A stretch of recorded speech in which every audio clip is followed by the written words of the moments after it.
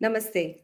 मैं इंदु तोमर फिर से कुछ दिन बाद आपके साथ हमारे प्यारे चैनल सोच दी वॉइस पर आपके साथ उपस्थित हूँ। हमने बहुत सारे तरह के सेशंस किए जिन सेशंस में हमने इमोशनल हेल्थ को लेकर के काफ़ी सारे टॉपिक्स पे बात की। कभी हमने मोटिवेशनल स्पीचेस रखे, कभी हमने आपके साथ अपने यंग जनरेशन के साथ, मदर्स के साथ, पेरेंट्स के साथ, रिलेशंस में हमने इमोशनल हेल्थ को टॉप प्रायोरिटी रखते हुए हमने बात की। आज हम इस तरीके के टॉपिक पे बात करने जा रहे हैं जो कि हम सबके लिए हमारी जो फ्यूचर लीडर्स हैं, जो हमारी यंग जनरेशन्स हैं, उनके लिए ये बहुत ही अहम मुद्दा है और ये हर आए दिन, हर घर में, हर जगह हमारे बीच में होता है। इस बारे में अगर मैं ऐसा कहूँ कि हमारी जो यंग जनरेशन है, वो फुल ऑफ जोश है, फुल ऑफ एनर्जी है, बट कहीं न कहीं लैक ऑफ नॉलेज है। नॉलेज या तो इग्नोरेंस जो कहावत है जो हम सबने सुनी है कि इग्नोरेंस इज अ ब्लिस, लेकिन in certain cases, in some cases I feel ignorance can be a complete disaster. So in this case, जैसा कि हमारा टॉपिक है आज का, कि prevent our young generation from cyber crime trap. Cyber crime इतना ज्यादा बढ़ रहा है और हमारी यंग जनरेशन इसको समझ ही नहीं पा रही है। तो इसके लिए बात करने के लिए, इसके आगे डिटेल में जाने के लिए आज हमारे साथ हमारे चैनल पर हमारे एक गेस्ट जो हमारे साथ हैं, वो हैं एडवोकेट राकेश कपूर। नमस्ते सर, आपका बहुत बहुत नमस्ते। स्वागत है हमारे चैनल पर। और मैं हमारे दर्शकों को, हमारे ऑडियंस को मैं ये बताना चाहूंगी कि advocate Rakesh Kapoor farmer ADGC crime UP government रह चुके हैं, CEO of judicial competition times, and सबसे इम्पॉर्टेंट एंड सबसे जो ज़रूरी बात है समझने की वो है कि राकेश कपूर जी एक बहुत ही अच्छे गाइड हैं, बहुत अच्छे सीनियर एडवोकेट हैं। तो सर के साथ आज हम जानेंगे कि साइबर क्राइम क्या है, किस तरीके से हमारी यंग जनरेशन को वो खाए जा रहा है, किस तरीके से हमारी यंग जनरेशन उसमें उलझती जा रही है और हम अपने तरीके से सोसाइटी में किस तरीके से बैलेंस रखते हुए या किस तरीके से लीगल एस्पेक्ट के थ्रू हम अपनी यंग जनरेशन को इस ट्रैप से बचा सकते हैं।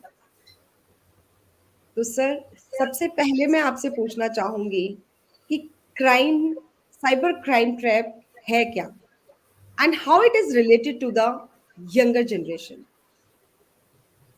देखिए, जहाँ तक साइबर ट्रैप का सवाल है, साइबर क्राइम ट्रैप का सवाल है, बेसिकली इसमें होता ये है कि कोई भी इंडिविजुअल किसी क्रिमिनल या मेलाफाइड इंटेंशन के साथ किसी पर्सन को इंजरी कॉज करने के इंटेंशन से, तो कोई ना कोई इलेक्ट्रॉनिक गैजेट्स का इस्तेमाल करके, जैसे लैपटॉप है, टैबलेट्स हैं, कोई लैपटॉप है, कुछ भी इस तरह का इलेक्ट्रॉनिक डिवाइसेस का इस्तेमाल करके उन्हें कोई इंजरी कॉज करने के लिए कुछ ट्रैप लगाता है।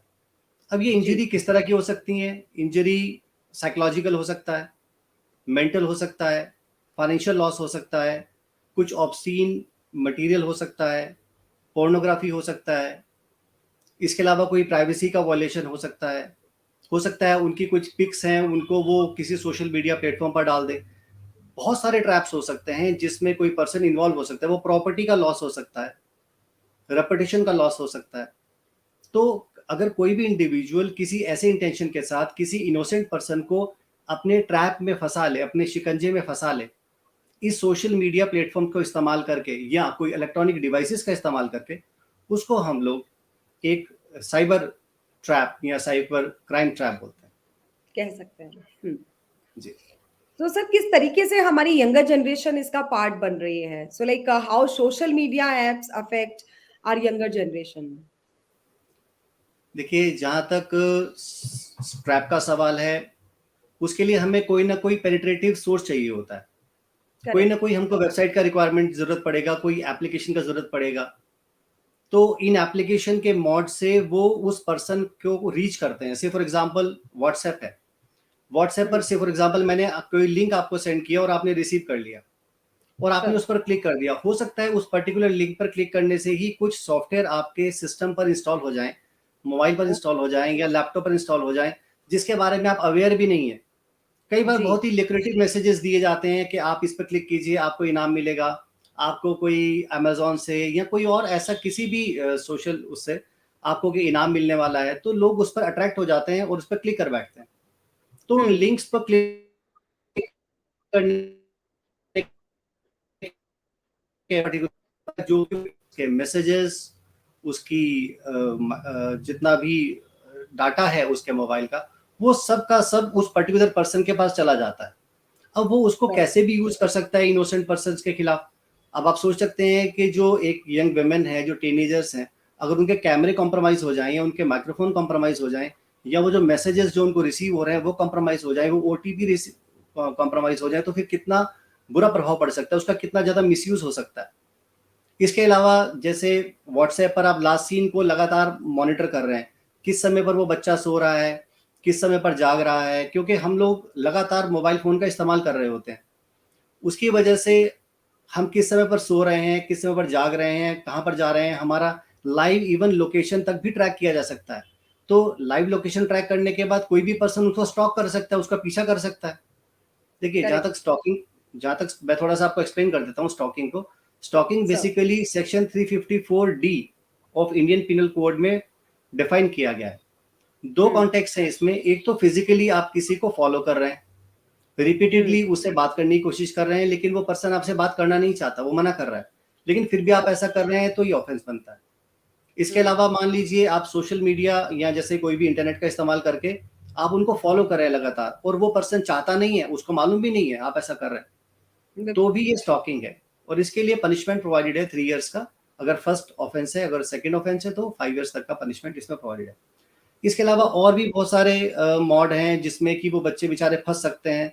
पोर्नोग्राफी है आजकल, अगर आप गूगल का अगर आप कोई डाटा चेक करेंगे तो ये पाएंगे, इवन जितना भी ट्रैफिक इंटरनेट पर आता है उसमें 60% से ज्यादा ट्रैफिक जो है वो पोर्नोग्राफी और ऑब्स्सिडिटी को लेकर है।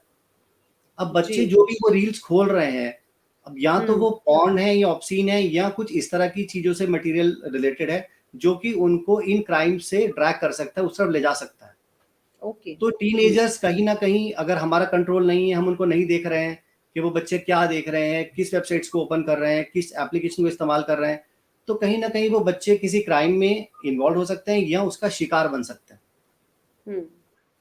सर, क्या कुछ ऐसा कुछ केसेस आते हैं जब बहुत सारे सोशल एप्स में बच्चे हमारे फंस जाते हैं, या उनको कहीं ना कहीं इमोशनली वो लोग किसी और ने उसको इमोशनली अब्यूज किया है, या कहीं किसी मैसेजेस के through they are just feeling hurt, तो क्या ये भी किसी क्राइम के और किसी ट्रैप के अंदर आ सकती हैं ये चीजें? ऑफ कोर्स, देखिए किसी को मेंटली डिस्टर्ब करना, उसको हैरेस करना, ये भी एक क्राइम है। इवन अगर आप किसी की कोई भी फोटोग्राफ्स को ले लेते हैं और उसको अपलोड कर लेते हैं, दैट इज ऑल्सो आप उसकी प्राइवेसी को वोलेट कर रहे हैं और उसकी रेपुटेशन को लोअर कर रहे हैं। ओके। बल्कि मैं सजेस्ट करूंगा जो यंगस्टर्स हैं, जो स्पेशली वुमेन है, यंग जी। फीमेल है, वो अपनी डीपी को बहुत सोच समझ कर लगाएं, क्योंकि हो सकता है उनकी डीपी वहां से निकालकर कहीं और एक अकाउंट बनाकर किसी को सेक्स वर्कर की तरह से शो कर दिया जाए, या ये किया जाए आप मुझे कांटेक्ट कीजिए, मतलब एक गलत इस्तेमाल किया जा सकता है उसका, या उसको एडिट करके किसी वीडियो में भी एम्बेड किया जा सकता है और उसको नेटवर्क में फैलाया जा सकता है। करेक्ट, तो करेक्ट। ये सब एक्टिविटी हमारा इंफॉर्मेशन टेक्नोलॉजी एक्ट में और हमारा आईपीसी में, ये दोनों एक्टिविटीज पनिशेबल हैं। अब इसके लिए हमारे पास गवर्नमेंट ने कुछ ऑप्शंस दिए हैं, जैसे कि अगर पुलिस का रिकॉर्ड्स आप लेना चाहते हैं तो जी। आप 112 नंबर है उस पर कॉल कर सकते हैं। वुमेन जी। हेल्प नंबर है आपका 181, उस पर कर सकते हैं। इवन आपका और साइबर क्राइम .gov.in एक पर्टिकुलर वेबसाइट है, अगर किसी के साथ कोई भी ऐसा लगता है तो वो कंप्लेंट वहां पर फाइल कर सकता है रिटर्न। लेकिन हाँ, अगर किसी भी पर्सन के साथ ऐसा कभी कुछ होता है तो पैनिक ना हो, बहुत कूल माइंड से वो सारा डाटा को कलेक्ट करें, बच्चे से प्रॉपरली बात करें कि क्या हुआ है बेटा, कौन लोग हैं, कहाँ से आ रहा था नंबर, क्या नंबर है, तो ताकि जो साइबर सेल है उसको प्रॉपरली उसको मॉनिटर करने का मदद मिल सके और वो रियल कुलप्रिट को ट्रैक कर सके। ओके। ओके। बिकॉज़ सर, कहीं न कहीं मुझे ऐसा लगता है जो आपने बताया ये सच में इतना इम्पोर्टेंट नॉलेज है और इतनी ज़्यादा हेल्पफुल है। अदरवाइज़ बच्चों को पता ही नहीं है काफ़ी सारी चीज़ें। और कहीं न कहीं अगर आप देखें तो छोटी-छोटी बातों में कई बार जो हमारा यंग जनरेशन है, अगर या मैं कहूँ कि 10 साल से 16-17 साल तक के 18 साल तक के जो बच्चे हैं, वो कहीं न कहीं सबसे ज़्यादा इन्हीं चीज़ों को लेकर परेशान होते हैं कि किसी ने हमारा मैसेज लीक कर दिया है, किसी ने स्क्रीनशॉट लेकर के डाल दिया है या फिर किसी ने हमारे फ़ोटोज़ को लेकर के कहीं और डाल दिया है और फिर वो ब्लैकमेलिंग स्टार्ट हो जाती है बच्चों में। उसके रीज़न्स बहुत सारे हो सकते हैं, या तो रिवेंज लेना है या फिर कहीं न कहीं फ़ाइनेंशियल चीज़ें हैं। सो सर इन छोटे-छोटे बच्चों के बीच में ही अगर ये सारी चीज़ें होती हैं and if somebody is aware about the things, तो जैसे कई बार स्कूल्स में हो गया, नेबरहुड में हो गया, तो उन चीज़ों को लेकर के किस तरीके से बच्चे अपने आप को सेफ फ़ील कर सकते हैं या कहाँ किस लेवल पर वो कंप्लेन की जा सकती है या किस तरीके से बचा जा सकता है इन चीज़ों से, इस ट्रैप से? देखिए, मैं इसमें एक चीज़ ऐड करना चाहूँगा यहाँ पर कि बच्चे जो होते हैं वो थोड़े नासमझ होते हैं, क्योंकि उनके बॉडी में जब वो बड़े हो रहे होते हैं तो उनके बॉडी में कुछ फिज़िकल, कुछ बायोलॉजिकल चेंजेस हो रहे होते हैं। बहुत जी, नेचुरल सी बात है, उस समय पर जोश भी होता है, जैसे कि आज आपने ओपन करने के समय पर बताया कि बच्चों में जोश होता है। तो उनमें जोश भी होता है और एक अपोज़िट जेंडर के टुवर्ड्स अट्रैक्शन भी होता है। तो करेक्ट। इसी का फ़ायदा उठाकर कुछ ऐसे लोग जो कि एक ट्रैप लगाना चाहते हैं, तो वो उनको फँसा सकते हैं। अब वी एज़ अ पेरेंट हम लोगों की ज़िम्मेदारी बनती है कि हम अपने बच्चों के साथ जो रिलेशनशिप बना रहे हैं, वो हाँ फ्रेंडली जी, हो। हम उनसे डिक्टेटरशिप की तरह से उनके साथ एक्ट अपॉन ना करें। हम उन्हें ना कर इंस्ट्रक्शंस ना दें, अदरवाइज़ कमांड करने की कोशिश ना करें। अगर ऐसा होगा, तो कहीं न कहीं बच्चे रिवॉल्टिंग हो जाएँगे। वो आपसे चीज़ों को कंसील करेंगे, वो बताएँगे नहीं। तो हुँ, सबसे पहली ज़िम्मेदारी तो पेरेंट की है कि वो उनके साथ एक अच्छा एनवायरनमेंट बना के रखें, ताकि अगर जी, कहीं कर कुछ भी होता है तो बच्चे डरे नहीं माँ-बाप से बताने से, हुँ, कहीं उनको लगेगा कि हमारे माँ-बाप हमको डाँटेंगे, हमको मारेंगे, नहीं, नहीं हम नहीं बताएँगे।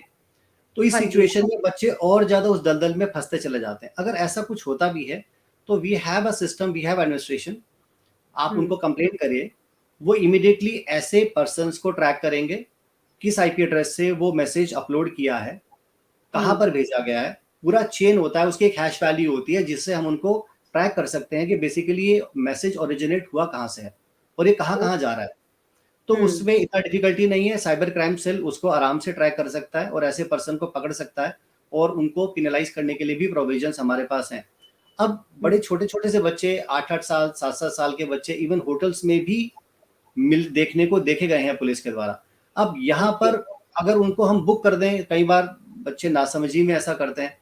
अगर हम बुक बुक कर दें उनको यहाँ पर तो कहीं न कहीं उनका पूरा जो लाइफ़ है वो स्पॉइल हो जाएगा। तो यहाँ पर हमको एक काउंसलिंग की रिक्वायरमेंट होती है, एक हुँ। गाइडेंस का भी रिक्वायरमेंट होता है। कई बार बच्चे भटक जाते हैं, वो क्रिमिनल इंटेंट के नहीं होते हैं। कई बार लेकिन सिर्फ अगर हम पॉज़िटिविटी को लेकर के ही बच्चों को मेरे ख़्याल से बहुत ज़्यादा चीज़ें लगती हैं कि बहुत फ्रेजाइल सी हैं ये चीज़ें, लेकिन उनको शायद जी। बहुत ही ल्यूक्रेटिव लगती है और मेरे ख़्याल से तो इसमें एक और सजेशन ये है कि स्कूल के लेवल पर भी एक सर्टेन कैंपेन चलाना चाहिए, ताकि ये पता चले कि बच्चे इस तरह की चीज़ों को जो है उनका प्रे ना बने। अच्छा, एक और चीज़ मैं यहाँ पर ऐड करना चाहता हूँ। घर का जो एनवायरनमेंट है, वो कहीं न कहीं इन बच्चों को मोटिवेट करता है उधर जाने के लिए, उनको टेम्प्ट जी, करता है। कई बार के घर का एनवायरनमेंट इतना अच्छा नहीं होता, तो वो माँ-बाप से छुपते हैं, उनको लगता है कि इमोशनली वो लोग वीक हो जाते हैं, तो वो बाहर प्यार या केयर को ढूँढने की कोशिश करते हैं। कोशिश तो करते घर हैं। वालों पर विश्वास करने के बजाय वो बाहर के लोगों पर विश्वास करते हैं और इसी का फ़ायदा उठाकर वो बच्चे उसका विक्टिम बनते हैं। सर तो इसमें मैं यहाँ एक और चीज़ पूछना चाहूँगी कि how can parents play their supportive roles towards the children? Like आपने बोला अभी कि वो किस तरीके से घर का जो माहौल है जिसमें प्यार नहीं मिल पाता है या चीज़ें नहीं होती हैं या उनके अंदर के कुछ और अलग इश्यूज़ हैं, इमोशनल प्रॉब्लम्स हैं जिनको लेकर के।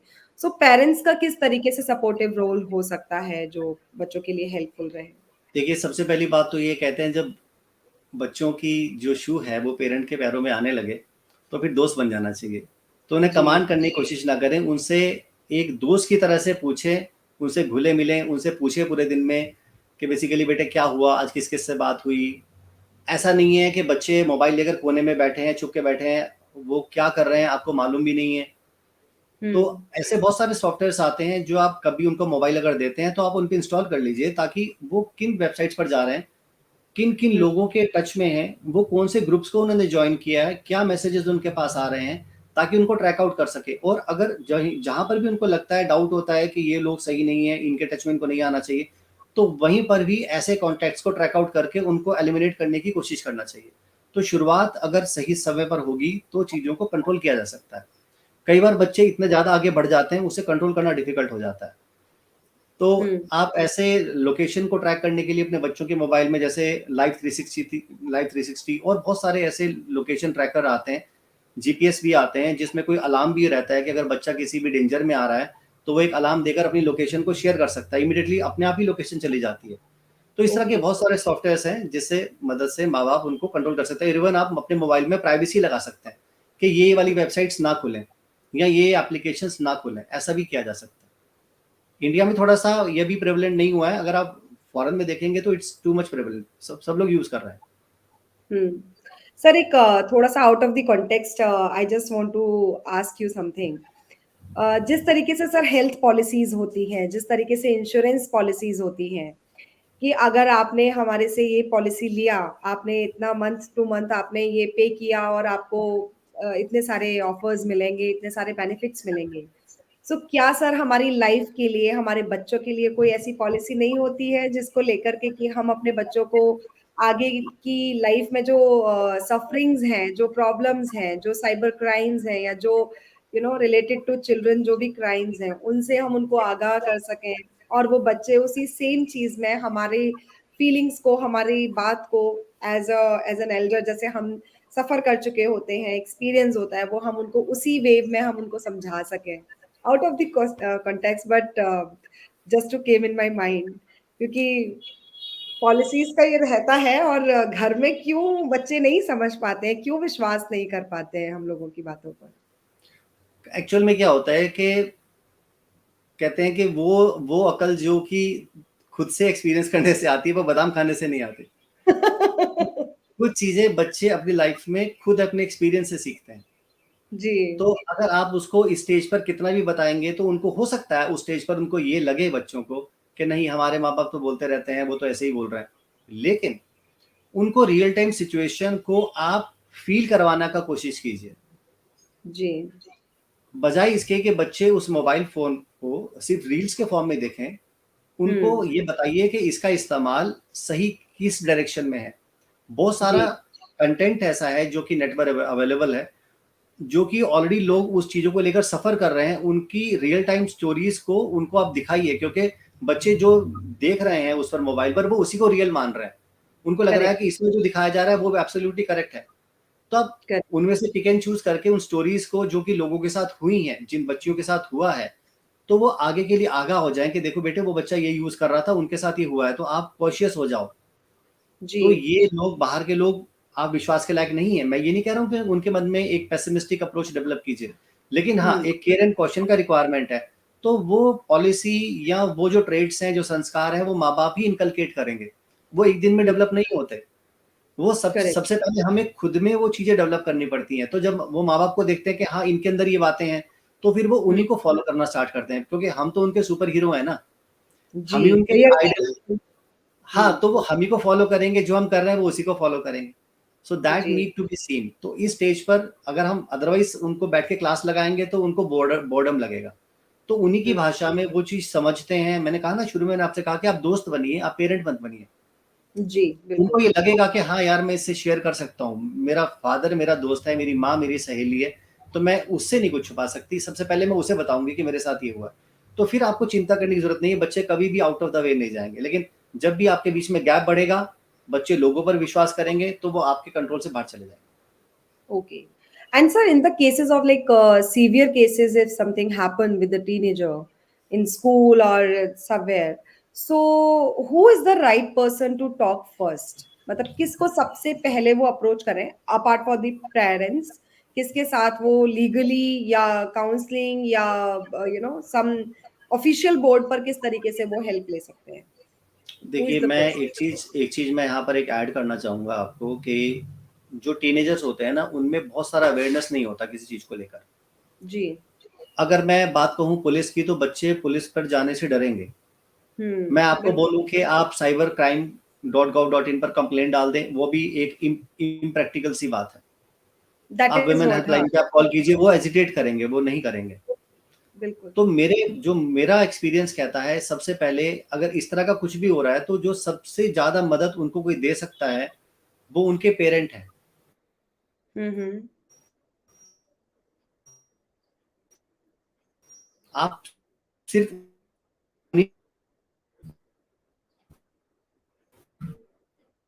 जी।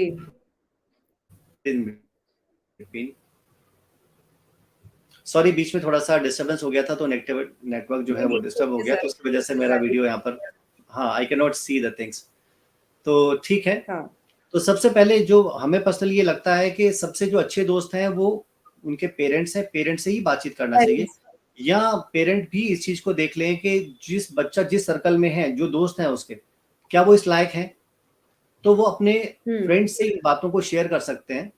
जो उनके बहुत क्लोज हैं, जिन पर बच्चे विश्वास करते हैं, उनसे शेयर कर सकते हैं। वो अपने टीचर से बात कर सकते हैं, अपने प्रिंसिपल से इस हम्म बारे में बात कर सकते हैं। अगर उनको लग रहा है कि डायरेक्टली मैं अपने पेरेंट को नहीं बता सकता हूँ, क्योंकि वो अकेले अगर उसे जूझेंगे तो हो सकता है वो उसे ओवरकम ना कर सके, तो उन्हें एक प्रॉपर कंसल्टेशन गाइडेंस का रिक्वायरमेंट है। लेकिन अगर हम्म। ये लगता है कि चीजें कंट्रोल के बाहर जा रही हैं हाँ और जी। वो ट्रैक में फंसते ही जा रहे हैं और उनको कई बार भी कोई मदद नहीं मिल रही है, हाँ हालांकि जी। बहुत सारी एनजीओज भी हैं जो इस पे काम करती हैं, लेकिन उन बच्चों हम्म, को इसके एनजीओज के बारे में जानकारी नहीं होती। तो नहीं। बिना डरे बिना किसी कॉन्सिक्वेंसेस को घबराए कि ये हो सकता है मेरे साथ, ये हो सकता है मुझे ब्लैकमेल कर लेगा, कोई तुम्हें ब्लैकमेल नहीं करेगा। आप विक्टिम हैं, आप कुलप्रिट नहीं है, पहले तो आप दिमाग में से निकाल दीजिए।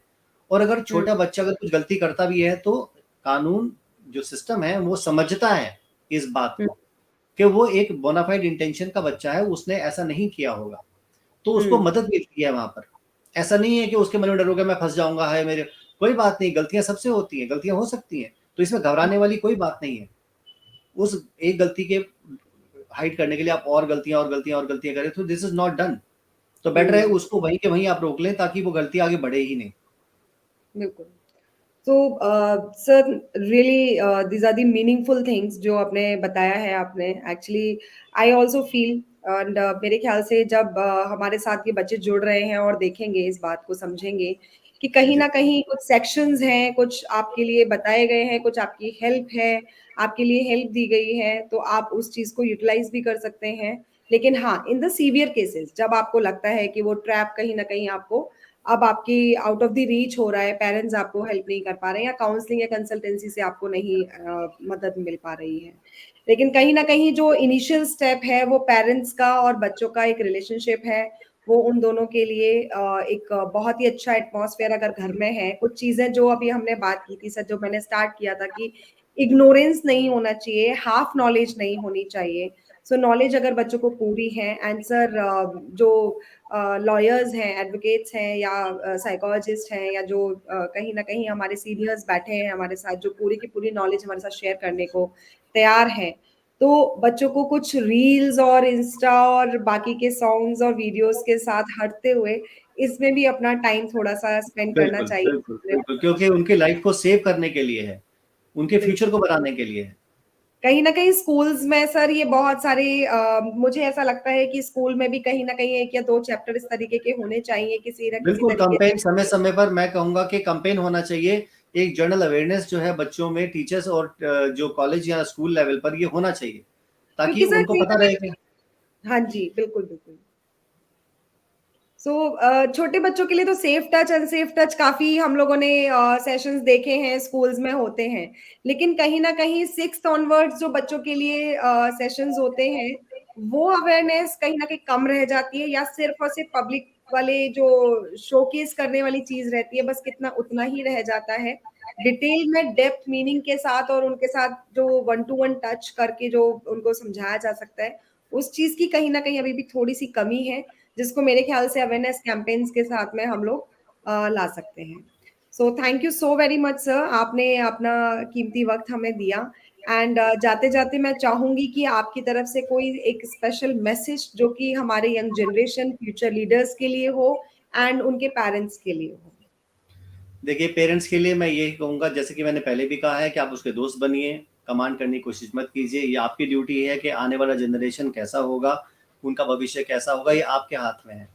और जहाँ तक हमारे पॉलिटिकल लीडर्स का सवाल है, एक मैसेज ऐसे कुलप्रिट्स के अगेंस्ट ज़रूर जाना चाहिए कि अगर इस तरह का कोई भी ट्रैप या कोई क्राइम करेगा तो वो स्पेयर नहीं किया जाएगा।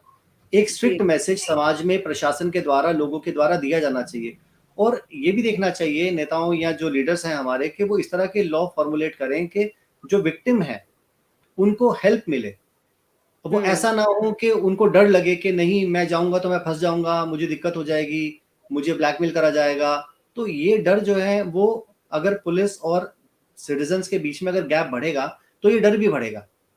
तो मुझे लगता है कि एडमिनिस्ट्रेशन का भी कहीं ना कहीं एक बहुत बड़ा रोल है कि वो कॉलेजेस स्कूल में जाएं और उनको बोलें कि बेटे आपको घबराने की कोई जरूरत नहीं है, हम लोग हैं, कोई दिक्कत होगी हम आपकी मदद करेंगे, आप बिल्कुल मत घबराओ।